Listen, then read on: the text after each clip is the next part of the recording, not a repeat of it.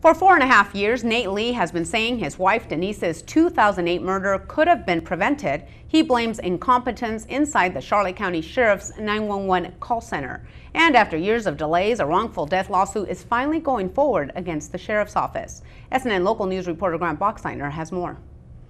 The case brought by Denise Amber Lee's husband Nate is being heard nearly 3 years after he first announced his intent to sue the Charlotte County Sheriff's Office.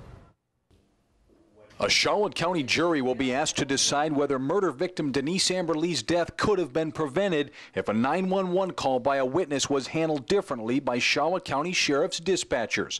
The wrongful death lawsuit brought by husband Nate Lee accuses employees in the 911 call center of negligence the night Lee was abducted, raped, and killed by death row inmate Michael King in January 2008. Plaintiff claims that the person who the 911 caller observed was Denise Lee. At the heart of the case is a 9-minute 911 call made by Jane Kowalski while driving on US 41. She says a man matching King's description in a Camaro was driving erratically while a young person was screaming in the back seat and banging on the window. I wanted to look at him, and he's a white male, sort of light-colored hair, sort of plump.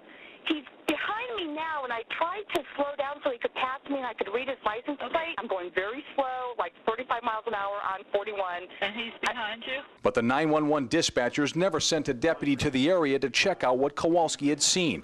Lee's body was later found in a shallow grave a few miles away. Plaintiff claims that as a consequence of the call not being dispatched, Denise Lee was not rescued and her murder was not prevented, and that the Sheriff's Communications Center employees were therefore negligent. Lee's lead attorney Patrick Boyle and the Sheriff's attorney Bruce Jolly began questioning prospective jurors Monday at the Charlotte County Justice Center. The Sheriff's Office attempted to get the case dropped, but Circuit Judge Christine Grider ruled the case can proceed to trial. Another witness scheduled to testify in this case is Rick Goff. He's the father of Denise Amber Lee and works at the Charlotte County Sheriff's Office, where he was also working when his daughter was killed. King was convicted of killing Lee in 2009 and is currently on death row. The Florida Supreme Court upheld his death sentence earlier this year.